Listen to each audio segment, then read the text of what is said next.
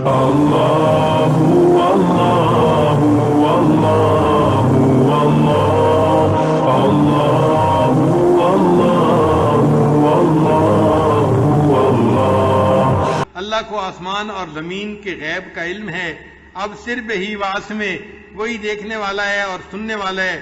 ما لہم من دونہ من ولی، ان لوگوں کو اس کے سوا کوئی مددگار نہیں.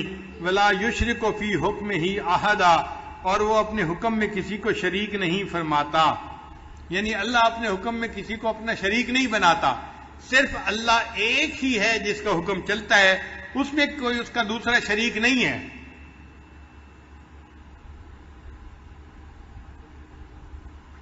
وَاتْلُ مَا أُوحِيَ إِلَيْكَ مِنْ کتاب ربک، آپ کے رب کی کتاب جو آپ کی طرف وحی کی گئی اس کی تلاوت کیجئے.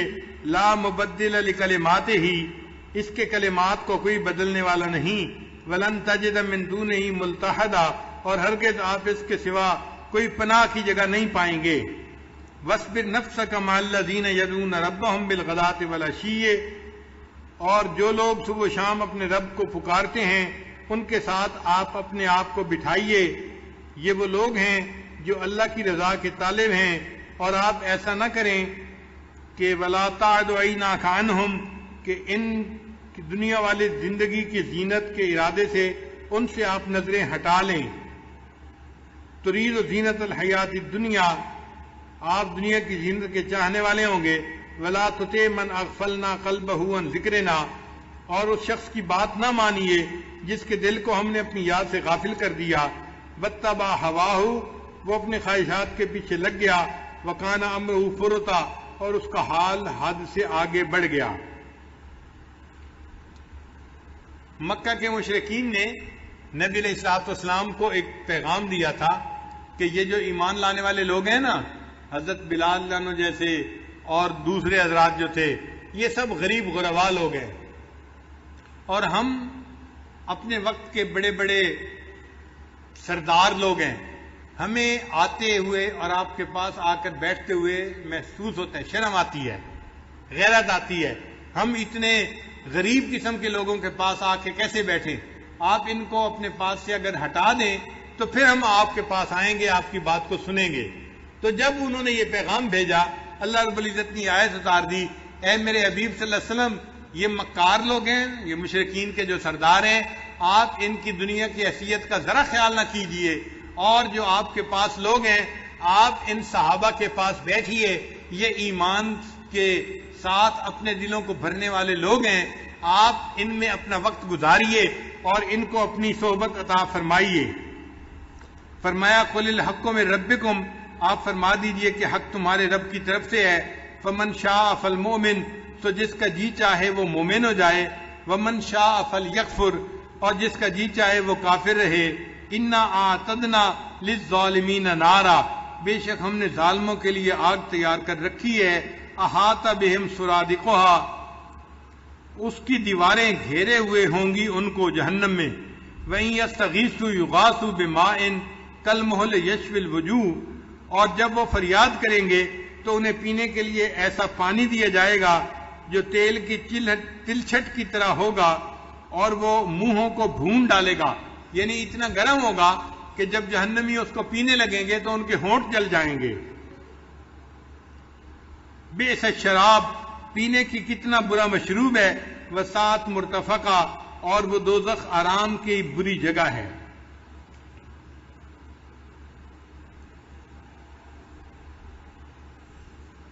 ان الذین آمنوا وعملوا الصالحات، بے شک جو لوگ ایمان لائے اور انہوں نے نیک اعمال کیے. انا لا نضیع اجر من احسن عملا، ہم ایسے لوگوں کے نیک اعمال کو ضائع نہیں کریں گے. اولئک لہم جنات عدن تجری من تحتہم الانہار، ان لوگوں کے لیے ہمیشہ رہنے کے لیے باغ ہے جن کے نیچے نہریں جاری ہوں گی. یحلون فیہا من اساور من ذہب، انہیں سونے کے کنگنوں کا زیور پہنایا جائے گا. یعنی جنت میں جنتی مرد بھی سونے کے کنگن پہنیں گے. بعض طلباء اس بات پہ بڑے حیران ہوتے ہیں کہ بھئی مرد لوگ سونے کے کنگن پہنیں گے. ہاں بھئی، کہاں سونے کے کنگن گیا ہے، مگر اللہ تعالیٰ وہ ایک ایسا زیور بنائیں گے جو مرد کو اچھا لگے گا. اب آپ دیکھیں آج کسی بندے کو راڈو کی گھڑی مل جائے نا تو ایسے ایسے کر کے دکھا رہا ہوتا ہے دوسروں کو. بھئی یہ جو تم ہاتھ اوپر کر کے راڈو کی گھڑی دکھا رہے ہو کیوں دکھا رہے ہو؟ تمہیں اچھی لگ رہی ہے نا. اور راڈو کی گھڑی بھی لیتے ہیں تو جس کے اوپر سونے کی تہ چڑی ہوتی ہے وہ لیتے ہیں کہ جی اچھی لگے. اس کا مطلب یہ کہ دنیا میں بھی ایسی چیزیں اچھی لگتی ہیں. تو اگر اللہ تعالیٰ نے جنت میں ایسے کنگن مرد کو پہنا دیے تو وہ مرد کو جنت میں بھی سجیں گے اور اچھے لگیں گے.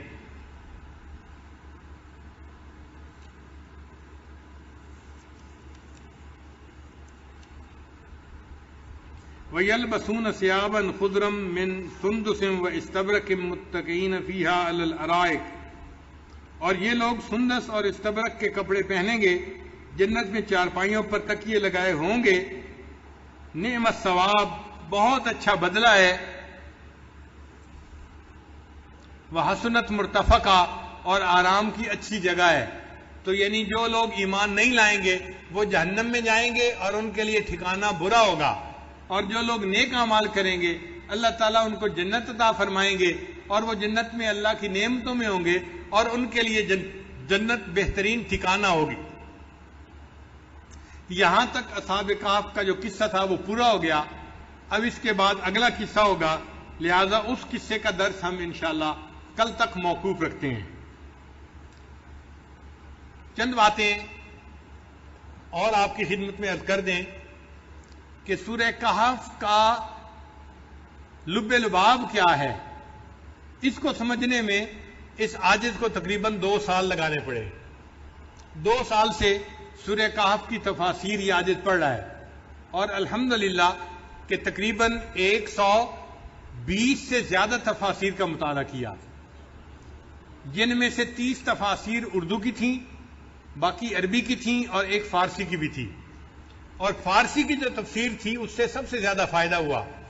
اور وہ فارسی کی تفسیر ہمارے سلسلہ کے بزرگوں میں سے ایک بزرگ گزرے ہیں، عبداللہ انصاری رحمۃ اللہ علیہ، افغانستان میں تھے، نقشبندی بزرگ تھے. ان کی تفسیر ہے کشف الاسرار و عدت الابرار. اس میں انہوں نے بہت نکات لکھے ہیں، دل خوش ہو جاتا ہے وہ تفسیر پڑھ کے. وہ تفسیر اس وقت کہیں مطبوعہ نہیں ملتی دنیا میں، کہیں مخطوطہ اس کا ملا، اور ہم نے اپنے بعض دوستوں کی مہربانی اور تعاون سے اس کو حاصل کیا اور پھر اس سے پڑھ کر ہم نے کچھ نقطے نکالے اور وہ انشاءاللہ آئندہ درس کے اندر آپ کی خدمت میں پیش کریں گے تو آپ کو پوری صورت کے لب لباب کا پتہ چل جائے گا. اس کو سمجھنا ہی مشکل ہے. بہت دیر تک میں یہی سمجھتا رہا کہ سورہ کہف کا اصل مدعا وہ چند نوجوان تھے جو غار اور کہف کے اندر چلے گئے تھے. ہم اس کو سمجھتے تھے کہ یہ مدعا ہے اس کا پوری صورت کا. پھر بعد میں پتہ چلا کہ نہیں، اصل مدعا تو کچھ اور ہے، اور اللہ نے پوری صورت کو اتنے پیارے طریقے سے جو ہے نازل فرمایا ہے کہ انسان حیران ہوتا ہے. اب اس کا جو لب لباب ہے نا اس کو کہتے ہیں سینٹرل آئیڈیا. کیا کہتے ہیں؟ Central idea. طلباء کہیں گے ہمیں بھی کیا مشکل لفظ کہنے سکھا رہے ہیں. یعنی وہ اس کا لب لباب ہے، اس کا مقصود ہے اس کا. تو وہ میں آپ لوگوں کو اس وقت بتا دوں تاکہ آپ 5-10 دن وہ لب لباب سنتے رہیں گے تو ذہن میں بات جم جائے گی کہ سورت کا اصل مقصود کیا ہے. یہ بات ذہن میں رکھیے کہ اللہ رب العزت انسان کو اس دنیا میں 8 قسم کے حالات سے آزماتے ہیں. کتنے حالات سے آزماتے ہیں؟ 8 طرح کے حالات سے. عزت سے، ذلت سے، صحت سے، بیماری سے، نفع سے، نقصان سے، خوشی سے اور غمی سے. یہ 8 حالات بن گئے.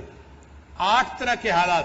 ہر بندہ ہر وقت ان 8 میں سے کسی نہ کسی ایک حال میں ہوتا ہے. یا صحت مند ہوگا، یا بیمار ہوگا، یا خوش ہوگا، یا غمزدہ ہوگا، یا عزت میں ہوگا، یا ذلت میں ہوگا، یا فائدے میں ہوگا، یا نقصان میں ہوگا. یہ 8 حالات ہیں جو بندوں کے اوپر عدلتے بدلتے رہتے ہیں. اگر ان 8 حالات کا لب لباب کرے تو وہ 2 حالات بنتے ہیں، یا اچھے حالات یا برے حالات. یہ دو مطلب تقسیم ہو گئی. یعنی 8 حالات کو اگر ہم اور تقسیم کریں تو کتنے حالات میں تقسیم کریں گے؟ 2 حالات میں.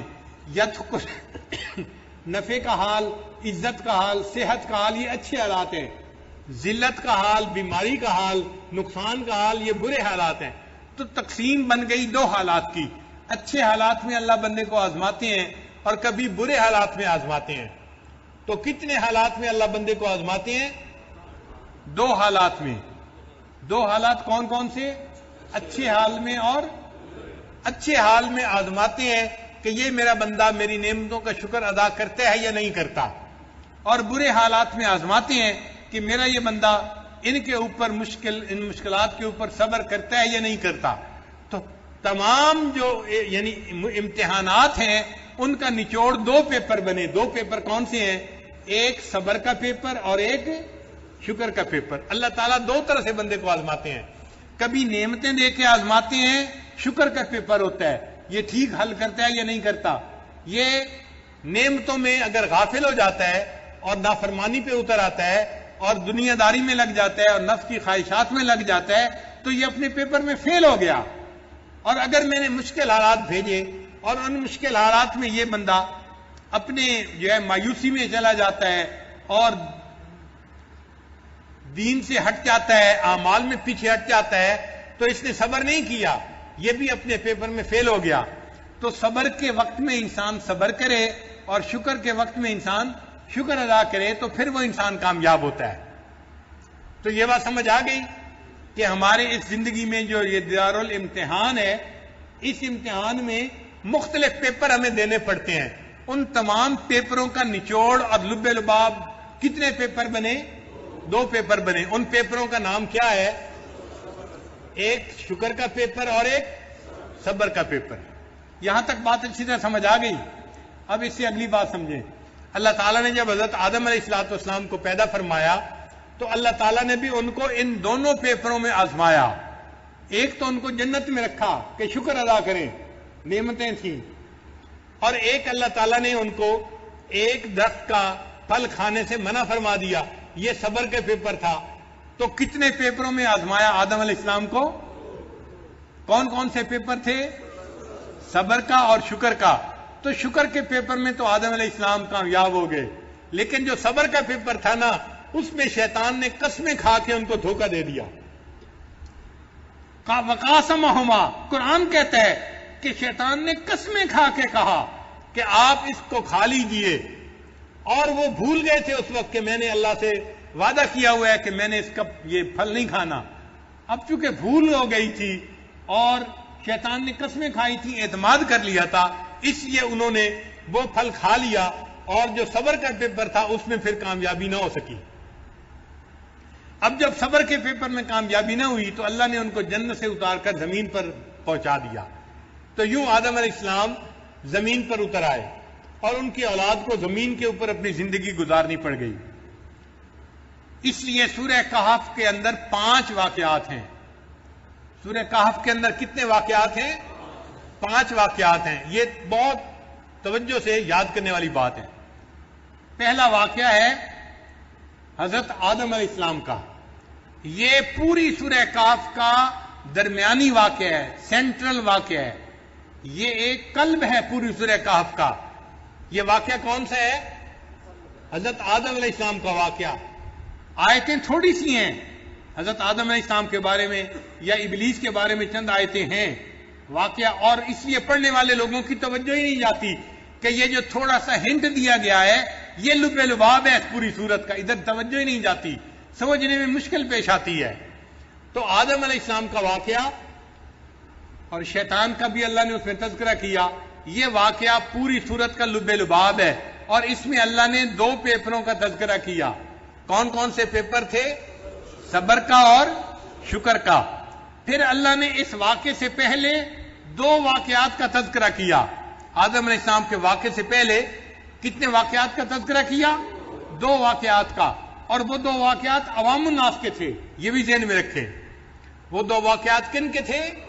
عوام الناس کے واقعات تھے. ایک واقعہ تھا نوجوانوں کا کہف کے اندر جانا، جو آج ہم نے پڑھا، اور یہ واقعہ جو تھا یہ صبر کا امتحان تھا نوجوانوں سے، اور یہ نوجوان صبر کے امتحان میں کامیاب ہو گئے. انہوں نے صبر کیا نا، گھر چھوڑا، رشتہ دار چھوڑے، بیوی بچے چھوڑے، غار میں چلے گئے. انہوں نے تکلیف پہ صبر کیا اور وہ اس صبر کے اندر کامیاب ہو گئے، اللہ نے ان کو اپنے مقبول بندوں میں شامل فرمایا۔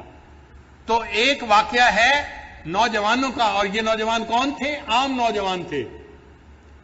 ان عام نوجوانوں کا واقعہ ہے، اور یہ صبر کا پیپر تھا، اور اس صبر کے پیپر میں یہ نوجوان کامیاب ہو گئے۔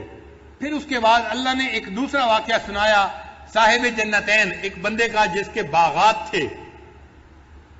یہ بندہ تھا جس کو اللہ نے خوب مال دیا تھا، پیسہ دیا تھا، صحت دی تھی، غنی بنایا تھا۔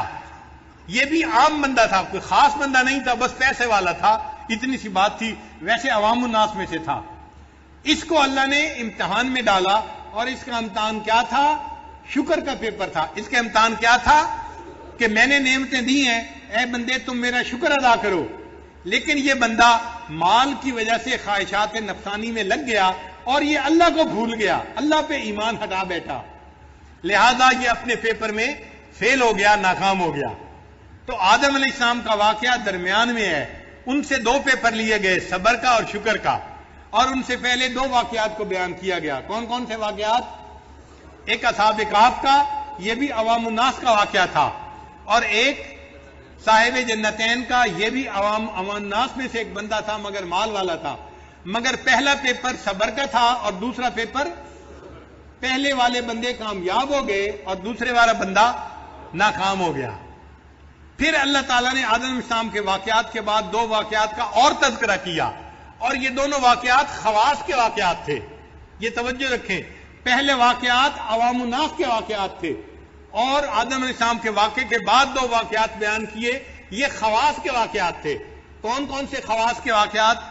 ایک خواص میں سے سیدنا موسیٰ علیہ السلام کا واقعہ، جو کلیم اللہ تھے، اولو العزم رسول تھے، وہ خواص میں سے تھے۔ ایک ان کا واقعہ اللہ نے بیان کیا، اور ان سے بھی اللہ نے صبر کا پیپر لیا، اور ان کو بھی کہنے والے نے کہا تھا آپ صبر نہیں کر پائیں گے، اور نتیجہ واقعی کیا نکلا کہ انہوں نے سوال پوچھ لیا، اور واقعی ان کے اس پیپر میں بھی کچھ کمی رہ گئی۔ نبی علیہ السلام نے حدیث پاک میں فرمایا کہ اگر موسیٰ علیہ السلام صبر کر لیتے تو ہمیں اور زیادہ باتوں کا پتہ چل جاتا جو وہ علم والا بندہ ہمیں بتا دیتا۔ تو جو یہ واقعہ تھا یہ خواص کا واقعہ تھا۔ ان خواص میں کون خاص تھے؟ حضرت موسیٰ علیہ السلام جو کلیم اللہ تھے، جو اولو العزم رسول تھے، ان کے اوپر یہ امتحان آیا، امتحان تھا صبر کا۔ مگر واقعی صبر کا رکھنا مشکل تھا، کیونکہ واقعے کی تفصیلات ہی ایسی تھی کہ ایک بندہ ایک کام کو ہوتے دیکھ رہا تھا، اور شرعاً بات سمجھ میں نہیں آ رہی تھی، ایک لڑکے کو کیوں قتل کیا جا رہا ہے، ایک کشتی کو کیوں سوراخ کیا جا رہا ہے، ایک دیوار کو بغیر اجرت کے کیوں بنایا جا رہا ہے، تو وہ پوچھتے تھے کہ کیوں کیا جا رہا ہے۔ اور اس صبر نہ کرنے پر پھر اللہ تعالیٰ نے اس واقعے کا لب لباب نکالا کہ بھئی دیکھو، یہ صبر عوام الناس سے بھی لیا جاتا ہے، اور صبر کا پیپر خواص سے بھی لیا جاتا ہے۔ کئی مرتبہ عوام الناس پاس ہو جاتے ہیں اور خواص پاس نہیں ہو پاتے، اور کئی مرتبہ خواص پاس ہو جاتے ہیں، عوام الناس پاس نہیں ہو جاتے۔ تو اصل مقصد بتانا یہ تھا، عام ہو یا خاص ہو، میرا امتحان سب کے لیے ایک جیسا ہے۔ میرے بندو، تم سب بندے ہو اور میں تمہارا رب ہوں، لہذا تمہارے اوپر صبر کے امتحان آئے گا، تم نے بندہ بن کے صبر کرنا ہے، اور اگر شکر کا امتحان آئے گا تم نے میری تعریفیں کرنی ہے، میری حمد بیان کرنی ہے، میری اطاعت اور فرما برداری کرنی ہے۔ لہذا آدم علیہ السلام کے واقعات کے بعد پھر دو واقعات بتائے گئے، ایک واقعہ حضرت موسیٰ علیہ السلام کا اور خضر علیہ السلام کا ہے، اور دوسرا واقعہ ذوالقرنین، سکندر ذوالقرنین کا واقعہ، وہ بھی خواص میں سے تھا۔ کیوں کہ وقت کا بادشاہ تھا، اور اللہ نے ان کو بڑا علم دیا تھا، اور اللہ نے ان کو بصیرت دی تھی، اور انہوں نے اللہ کے حکموں کو جو ہے قائم کیا تھا دنیا کے اوپر۔ تو جو دین کو دنیا پر قائم کرنے والا بندہ ہو اور وقت کا بادشاہ بھی ہو تو وہ تو بڑا خاص بندہ ہوتا ہے جو شریعت کو قائم کرنے والا ہو۔ تو لہذا یہ بھی خواص کا واقعہ تھا، اور ان کے اوپر جو امتحان آیا وہ کس کا تھا؟ وہ شکر کا امتحان تھا کہ اللہ نے ان کو دنیا کی ہر نعمت عطا فرمائی تھی۔ اتبعہم سببا، یعنی جس چیز کی ان کو طلب ہوتی تھی اللہ ان کو وہ چیز پہنچا دیتے تھے، ان کو وہ چیز مل جاتی تھی۔ تو جب اتنی نعمتیں اللہ نے ان کو عطا فرما دی تو نفس تو ایسے بندے کو جو ہے غرور اور تکبر کے اوپر ابھارتا ہے، مگر ان کے اندر غرور پیدا نہیں ہوا۔ انہوں نے کہا کہ نہیں، سب کام کرنے والا میرا اللہ ہے، اور ہم نے اپنے اللہ کی فرما برداری کرنی ہے۔ انہوں نے چونکہ اللہ کا شکر ادا کیا، لہذا اللہ نے ان کے واقعے کا تذکرہ بھی قرآن مجید میں فرما دیا. تو پوری سورہ کہف میں کتنے واقعات بیان ہوئے؟ ان 5 واقعات میں سب سے درمیانی واقعہ کون سا ہے؟ حضرت آدم علیہ السلام کا. اور آدم علیہ السلام سے کتنے پیپر اللہ نے لیے؟ اور ان 2 پیپروں میں کون کون سے تھے؟ صبر کا اور شکر کا. اور اولاد آدم سے بھی اللہ تعالیٰ کتنے پیپر لیتے ہیں؟ ہم سے 2 پیپر لیے جاتے ہیں. کون کون سے؟ لیکن جب ہمیں صبر کا وقت آتا ہے تو ہم مایوسی کی باتیں کرنے لگ جاتے ہیں، شکوے کی باتیں کرنے لگ جاتے ہیں. بیٹا فوت ہو تو ذرا ماں کی بات سنا کریں، کیا کیا باتیں کرتی ہیں. جوان بیٹا اللہ نے مجھ سے لے لیا، یہ کر لیا، وہ کر لیا، ہم بے صبری کی باتیں کرنے لگ جاتے ہیں. جوان عورت کا خامند فوت ہو جائے بڑا صدمہ ہوتا ہے واقعی، مگر اللہ صبر دیکھنا چاہتے ہیں. اور وہ عورت اس جوانی کی موت کے اوپر کیا کیا آواز زبان سے نکالتی ہے، سننے والی باتیں ہوتی ہیں. بندہ دیکھتا ہے کہ یہ پاس ہو رہا ہے یا فیل ہو رہا ہے، اپنی آنکھوں سے دیکھتا ہے. تو صبر کے حالات میں صبر کرنا مشکل کام ہے، اور شکر کے حالات میں شکر کرنا یہ بھی مشکل کام ہے، مگر یہ دونوں طرح کے امتحان ہیں جو ادا کرنے پڑتے ہیں. تو سینٹرل واقعہ کون سا تھا؟ حضرت آدم علیہ السلام کا. اللہ نے ان کو شکر اور صبر 2 پیپروں میں آزمایا. اور ان سے پہلے اللہ نے کتنے واقعات کا تذکرہ کیا؟ 2 واقعات کا. وہ واقعات کن کے تھے؟ عوام الناس کے تھے. کون کون سے تھے؟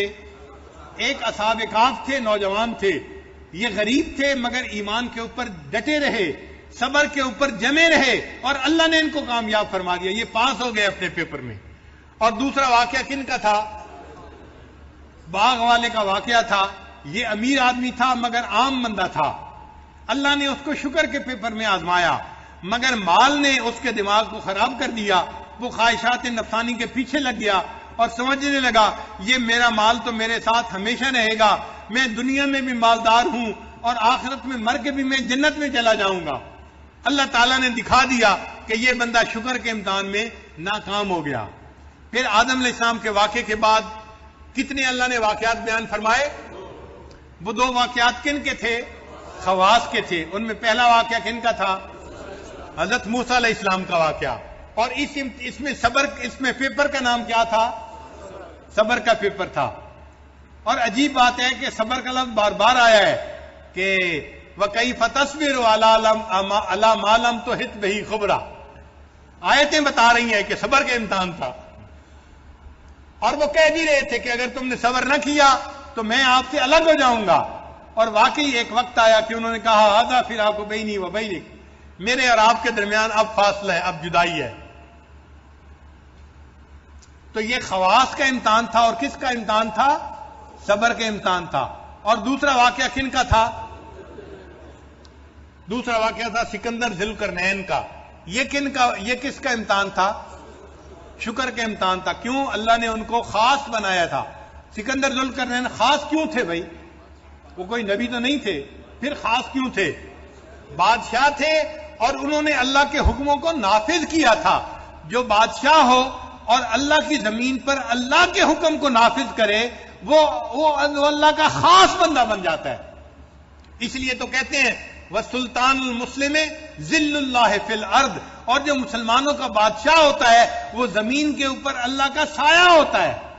اس کو اللہ تعالیٰ بڑا مقام عطا فرماتے ہیں جو اللہ کی زمین کے اوپر اللہ کے حکموں کو نافذ کرنے والا ہو. اور وہ شکر کے امتحان میں کامیاب ہوئے کہ انہوں نے اللہ کی عظمت کو بیان کیا اور انہوں نے ایک دیوار بنا کر دکھا دی لوگوں کے لیے اور اس کے اوپر ان سے کوئی اجر بھی نہیں مانگا. تو اب پوری سورت کا ایک خلاصہ آپ کے ذہن میں آ گیا نا. اب اس خلاصے کو ذہن میں رکھتے ہوئے ہم ایک ایک واقعے کو لے کے چلتے رہیں گے. پہلے دن میں صرف واقعہ بیان کروں گا، جیسے آج صرف اصحاب کہف کا واقعہ بیان کیا ہے کہ واقعے کا پتہ چل جائے کہ واقعہ کیا تھا. پھر دوسرے دن اس واقعے کے نکات بیان کیے جائیں گے کہ اس واقعے کے اندر نکات کتنے ہیں. وہ نکات اصل ہیں جو سمجھنے والے ہیں. انشاءاللہ 5 واقعات ہیں، 10 دن اللہ نے دیے ہیں. ہم ایک دن واقعہ بیان کریں گے، ایک دن اس کے نکات بیان کریں گے. تو اللہ تعالیٰ 10 دنوں میں سورہ کہف کی یہ پوری تفصیل کرنے کی توفیق عطا فرما دیں گے. ہمیں اللہ تعالیٰ ایک طالب علم بن کر زندگی گزارنے کی توفیق عطا فرمائے اور ہماری اس طلب علم کو اللہ تعالیٰ اور زیادہ فرمائے. رب زدنی علما وآخر دعوانا ان الحمد للہ رب العالمین. دعا کرنے والا کون؟ حبیب اللہ سیف اللہ کا.